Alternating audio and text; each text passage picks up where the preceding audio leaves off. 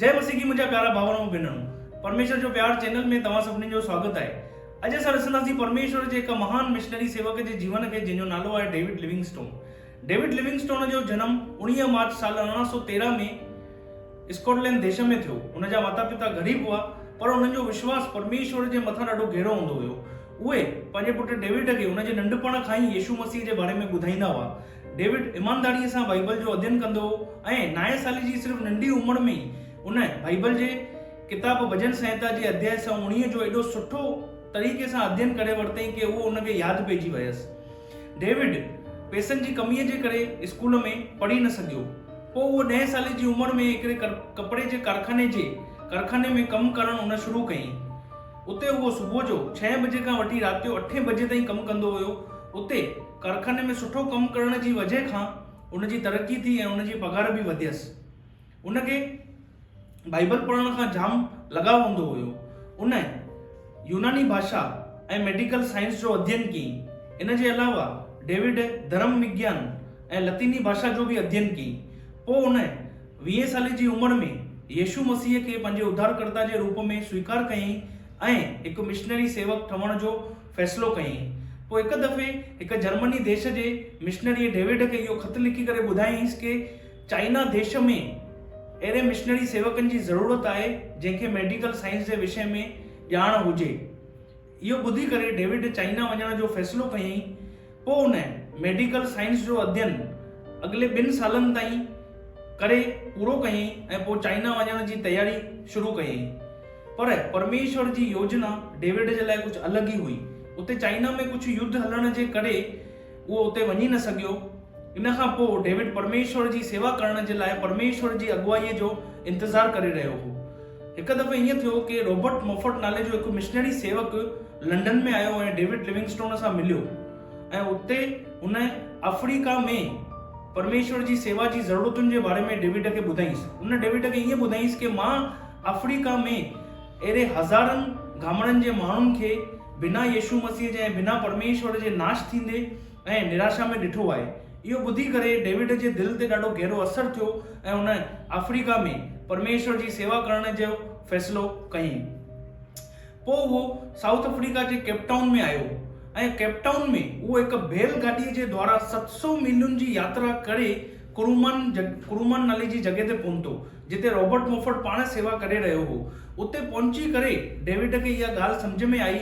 उन महान कम जे बारे में उहो सम्झी सघियो जेको परमेश्वर उन जे द्वारा करणु चाहे पियो। डेविड अफ्रीका जे उन्हनि क्षेत्रनि में बि वञणु पियो चाहे जिते इन खां पहिरियों कोई बि मिशनरी न वियो हुयो, ताकि उते बि यीशु मसीह जे सुसमाचार जे प्रचार जो द्वार खुली सघे।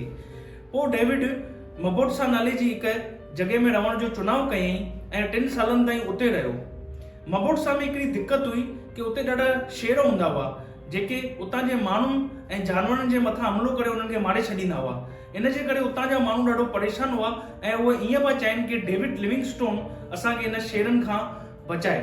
डेविड खे इहा ख़बर हुई कि अगरि हिकु शेर खे बि उन्हनि मां मारे छॾियो वञे त बाक़ी सभु ॿिया पाणी भॼी वेंदा। पोइ डेविड कुझु माण्हुनि खे पाण सां गॾु वठी करे शेर जो शिकार करण जे लाइ निकितो। उन हिकु शेर जे मथां गोली हलायईं, पर उन शेर डेविड जे मथां हमिलो करे उनजो कंध खे घायल करे छॾी। इन विच में डेविड जे साथियुनि उन शेर खे मारे छॾियो, पर डेविड खे जेकी कंध में चोट लॻी हुई उहा एॾी ख़तरनाक हुई कि चङे वक़्त खां पोइ उहो उन मां ठीकु थी सघियो। पोइ डेविड रॉबर्ट मोफर्ट जी धीअ मेरी मोफर्ट सां शादी कयईं ऐं ॿई सेवा करण लॻा। डेविड जी सेवकाईअ जे दौरान ॾाढा ई अफ्रीका जा माण्हू प्रभु यीशु मसीह वटि आया ऐं उनखे पंहिंजे उद्धारकर्ता जे रूप में स्वीकार कयूं। डेविड अफ्रीका जे उत्तर दिशा जे क्षेत्रनि में बि वञणु पियो चाहे ऐं उते वञण जे लाइ उहो हिकु जॻह जी ॻोल्हा में हुयो। पोइ डेविड खे इहा ख़बर पई कि उते वञण जे लाइ उनखे 300 मील लंबो रेगिस्तान पार करणो पवंदो, जंहिंखे इन खां पहिरियों कोई बि पार न करे सघियो हो। पोइ डेविड इहो रेगिस्तान पार करण जो सफ़र शुरू कयईं ऐं इन सफ़र में उनखे चङा दफ़ा पाणीअ जी कमीअ जे करे बिना पाणीअ जे ई रहणो पियो। पोइ सफ़र कंदे कंदे डेविड हिकु नागामी नाले जी झील ते पहुतो, जेका उनजी पहिरीं भूगोलिक खोज हुई ऐं इन झील खे ॻोल्हण वारो डेविड पहिरियों यूरोप वासी हुयो। पोइ अॻियां जो सफ़र ॾाढो ख़तरनि सां भरियलु हुयो। इन जे करे डेविड पंहिंजी ज़ाल ऐं ॿार खे वापसि इंग्लैंड देश ॾांहुं मोकिले छॾी ऐं पाण अकेलो ई अॻियां वधी सफ़र कंदो रहियो। यीशु मसीह जी सेवा करण जे जुनून सां भरियल हुजण जे करे ई डेविड अकेलो ई अफ्रीका जे जंगलनि में मुसाफ़िरी कंदो रहियो। डेविड जो सुभाउ यीशु मसीह वांगुरु प्रेम सां भरियल हुयो। इन जे करे चङा ई अफ्रीकी माण्हू हुन जा दोस्त ठही विया ऐं डेविड इन्हनि खे बि यीशु मसीह जे सुसमाचार जे बारे में ॿुधाईं ऐं इन्हनि में जेके बीमार हुआ उन्हनि जो डेविड इलाज कयईं, उन्हनि खे ठीकु करे उन्हनि जी देखभाल करणु लॻो।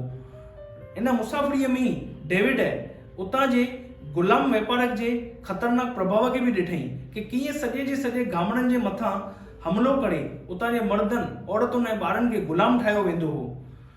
उते सॼे जे सभु गामड़नि में बाहि लॻाए करे उन्हनि खे साड़ियो वेंदो हो ऐं उतां जे माण्हुनि जे गले में लकड़ी ॿधी करे उन्हनि खे गीले करे जंगलनि मां वठी वेंदा हुआ ताकी उन्हनि खे ग़ुलामीअ में विकियो वञे। पोइ उन्हनि मां जेके बि माण्हू ज़ख़्मी थी वेंदा हुआ ऐं या बीमार थी वेंदा हुआ त उन्हनि खे ईअं मरण जे लाइ छॾियो वेंदो हुयो। इन्हनि माण्हुनि जी हड्डियूं ऐं कंकाल रस्ते में विखिरियल पिया हूंदा हुआ। इन जे करे जेके उहे गामड़ा पहिरियों खुशहाल हुआ इन ग़ुलाम जे वापार जे करे तबाह थी वेंदा हुआ। ऐं इहो ॾिसी करे डेविड ॾाढो उदास थियो ऐं इन ॻाल्हि डेविड खे अंदरां कचोटे छॾी ऐं उन इहो फ़ैसिलो कयईं, इहो पको इरादो कयईं कि इन ग़ुलाम वापार खे हाणे ख़तमु करणो आहे। डेविड यीशु मसीह जे सुसमाचार जो प्रचार लगातार कंदो रहियो ऐं इन जे द्वारा हिकु दफ़े हिकु माण्हू यीशु मसीह खे ग्रहण कयईं। उन डेविड खां ईअं पुछियईंसि कि तव्हांजे देश मां पहिरियों माण्हू छो हिते अची करे असांखे यीशु मसीह जे बारे में न ॿुधायो, छोकी मुंहिंजा सभु पूर्वज मरी विया आहिनि ऐं जेको तूं मूंखे यीशुअ जे बारे में ॿुधायो अथई मुंहिंजे पूर्वजनि खे उन मां कुझु बि न ख़बर आहे। इहा छा ॻाल्हि आहे?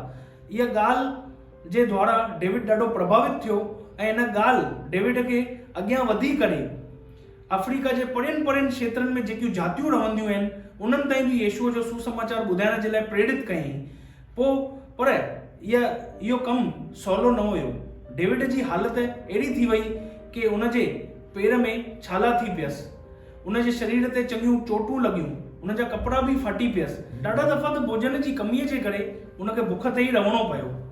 जाम भेरा उहे दाणा जेके झिड़कियूं खाईंदियूं आहिनि खाई करे पंहिंजो पेट भरींदो हुयो। 31 दफ़ा उनखे जोड़ जी बीमारी लॻसि ऐं इन जे करे संदसि जी हालति अहिड़ी थी वई कि उनजे शरीर मां हड्डियूं पियूं ॾिसणु अचनि ऐं कॾहिं कॾहिं त बुखार जे करे उहो अहिड़ो बेसुध थी वेंदो हुयो कि हफ़्ते जे ॾींहंनि खे ऐं पंहिंजे दोस्तनि जे नालनि खे बि भुलिजी वेंदो हुयो। पर तंहिं हूंदे बि इन्हनि ॻाल्हियुनि जी वजह खां उहो निराश न थींदो हुयो, पर बाइबल पढ़ी करे उहो आनंदित थी वेंदो हुयो। इहा ॻाल्हि डेविड जे लाइ चुनौती वांगुरु हुई कि जॾहिं माण्हुनि खे ग़ुलाम ठाहे करे विकिणे छॾण जा वापार जे लालच में हिते इन जॻहियुनि में अची सघंदा आहिनि त इन भटकियल माण्हुनि जे लाइ यीशु मसीह जे अंदरि जेको प्रेम आहे उहो हिकु मिशनरीअ खे हिते छो न वठी अची सघंदो आहे। डेविड अफ्रीका में रहंदे जेके नदियुनि ऐं झीलुनि जी खोजना कई वई इन जे करे उहो ॾाढो मशहूरु थी वियो। पोइ जॾहिं उहो इंग्लैंड देश आयो त उनजी इन खोजनाउनि खे मान्यता हासिल थी। डेविड खे इन जे करे ॾाढो सम्मानित कयो वियो, उनखे सोन जे मेडल खां ऐं खिताबनि खां नवाज़ियो वियो। माण्हुनि जी भीड़ डेविड खे ॾिसण जे लाइ ऐं संदसि जी ॿुधण जे लाइ उन वटि ईंदी हुई। अख़बारुनि में बि संदसि जे लाइ लिखियो वियो। पोइ डेविड अफ्रीका में वापसि आयो। इन भेरे उहो हिकु सरकारी कर्मचारीअ जे रूप में आयो, पर तंहिं हूंदे बि उहो परमेश्वर जी सेवा करण जे लाइ ऐं उते पंहिंजी खोजनाऊं करण जे लाइ आज़ादु हुयो। पोइ 3 महीननि खां पोइ डेविड जी ज़ाल बि अफ्रीका में आई, पर जोड़ जी बीमारीअ जे करे उनजी ज़ाल जी मौत थी वई। पंहिंजी ज़ाल जी मौत जे करे डेविड खे सदमो लॻो। उन ईअं लखियईं कि इहा भारी चोट जेके मुंहिंजे दिलि ते लॻी आहे ईअं थो लॻे कि मुंहिंजो दिलि ॿाहिरि ई अची वेंदो। पर डेविड तंहिं हूंदे बि पंहिंजे मक़सद खां भटकियो न। उन ईअं चयईं कि कोई बि पृथ्वीअ जी घटना मूंखे परमेश्वर जी सेवा करण खां रोके न सघंदी आहे। मां त पंहिंजे प्रभुअ में आनंदित रही करे अॻियां वधंदो रहंदुमि। डेविड जो जीवन जाम ख़तरनि सां भरियल हुयो। हिकु दफ़े हिकु गेंडे संदसि जे मथां हमलो करण जे लाइ उते डुकियो, पर अचानक अची डेविड जे पासे में उहो बीह रहियो। हिकु दफ़े हिकिड़े माण्हूअ डेविड जे मथां 10 गज़नि जी दूरीअ खां हिक भाले सां हमिलो कयईंसि, जेको डेविड जे गले जे पासे मां गुज़री करे हिकिड़े वण में वञी करे घुसी वियो। इहो परमेश्वर इहो जेको हर समय डेविड खे बचाईंदो रहियो ऐं हुन सां गॾु रही करे हुन जी सहायता कंदो रहियो। डेविड वापसि अफ्रीका जे अंदरूनी क्षेत्रनि में आयो ऐं हाणे उहो 60 साल जो थी वियो हुयो। जंहिं माण्हुनि जे विच में उहो रहंदो हुयो उहे संदसि सां जलन रखंदा हुया। डेविड खे लगातार भोजन जी ऐं कपिड़नि जी कमी रहंदी ई हुई। डेविड सां दुश्मनी रखण वारा उन जे खतनि खे चोरी करे छॾींदा हुआ। डेविड जो संदूक बि चोरी थी वियो, जंहिंमें उहो पंहिंजी दवाऊं रखंदो हुयो ऐं इन जे करे उहो पंहिंजे जोर जी बीमारी जो इलाज बि न पियो करे सघे। इन जे अलावा डेविड खे सुञाणण वारनि सां उन जो संपर्क बि टुटी पियो, त डेविड जे सुञाणण वारनि खे हाणे ईअं लॻण लॻो कि शायदि डेविड मरी वियो आहे। हिकु दफ़े हिकु अमेरिका देश जे अख़बार जंहिंजो नालो हुयो न्यूयॉर्क हेरल्ड, उन जे संपादक हिकिड़े हेनरी स्टेनली नाले जे माण्हूअ खे डेविड जो पतो लॻाइण जे लाइ ऐं उन जी ख़बर करण जे लाइ अफ्रीका में मोकिलियईंसि। ॾाढनि महीननि जी यात्रा करण खां पोइ स्टेनली अफ्रीका जे उजीजीअ में डेविड लिविंगस्टोन सां मिलियो। उहो डेविड जे लाइ भोजन ऐं दवाऊं खणी आयो, जंहिंसां डेविड खे ताक़त मिली। उहो चङा महीननि ताईं डेविड सां गॾु रहियो। इन समय में उन डेविड जे जीवन में यीशु मसीह वांगुरु जीवन जीअण जी छवीअ खे ॾिठई, त उन जे करे उहो ॾाढो प्रभावित थियो।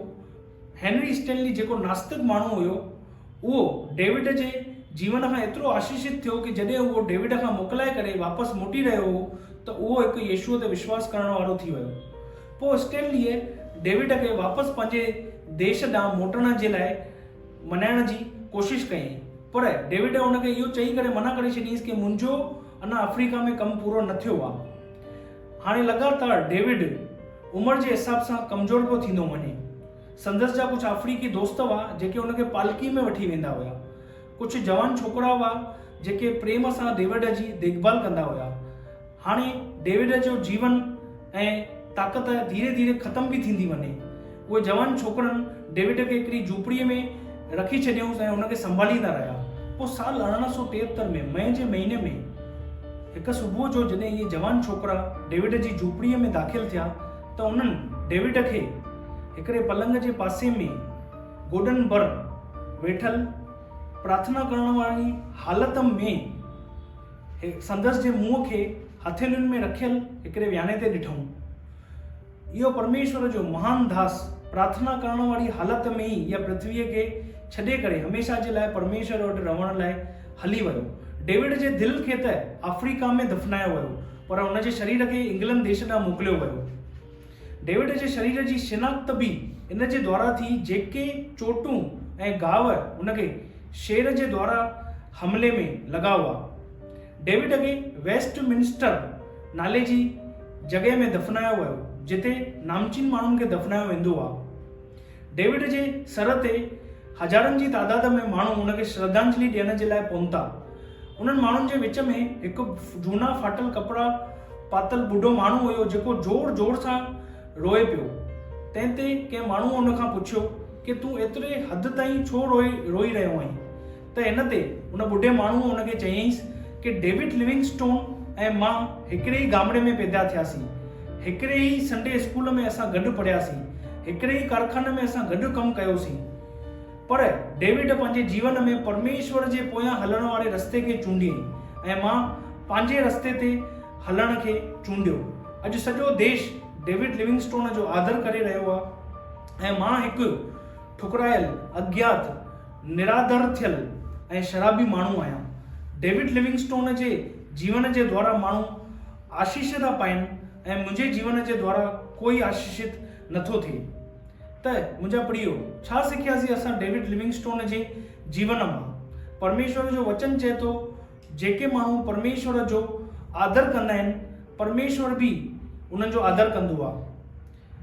आख़िर कीअं डेविड लिविंगस्टोन परमेश्वर जो आदर कई? हुन परमेश्वर जी इच्छा खे महत्व ॾिनई। हुन पहिरियों स्थान पंहिंजे जीवन में परमेश्वर खे रखी, परमेश्वर जी मर्ज़ीअ ते लगातार उहो हलंदो हुयो। हुन पंहिंजो संपूर्ण जीवन परमेश्वर खे समर्पित कयईं। हुन जो अंजाम ईअं थियो कि परमेश्वर बि डेविड लिविंगस्टोन खे सम्मानित कयईं। परमेश्वर डेविड लिविंगस्टोन जे द्वारा अद्भुत अद्भुत कम कयईं। अॼु अफ्रीका में जाम मिशनरी सेवक कम करे रहिया आहिनि। अॼु अफ्रीका जे उन्हनि क्षेत्रनि में बि यीशु मसीह जो सुसमाचार पहुची वियो आहे जिते पहिरियों माण्हुनि यीशुअ जो नालो बि न ॿुधो हुयो। अॼु उते ग़ुलामनि जो वापार बि ख़तम थी वियो आहे। इहो सभु कुझु छाजे करे थियो? छोकी डेविड लिविंगस्टोन परमेश्वर जो आदर कयईं ऐं पंहिंजे संपूर्ण जीवन खे समर्पित कयईं। अॼु बि परमेश्वर उन्हनि माण्हुनि जे द्वारा अद्भुत कम करे सघंदो आहे, सुंदरता ऐं बदलाव खणी अची सघंदो आहे, चङाई ॾेई सघंदो आहे। जेके डेविड लिविंगस्टोन वांगुरु पंहिंजे जीवन खां परमेश्वर जो आदर था कनि ऐं पंहिंजो जीवन परमेश्वर जे प्रति समर्पित था कनि। परमेश्वर डेविड लिविंगस्टोन जे जीवन खां तव्हां सभिनीनि खे आशीष ॾे। जय मसीह।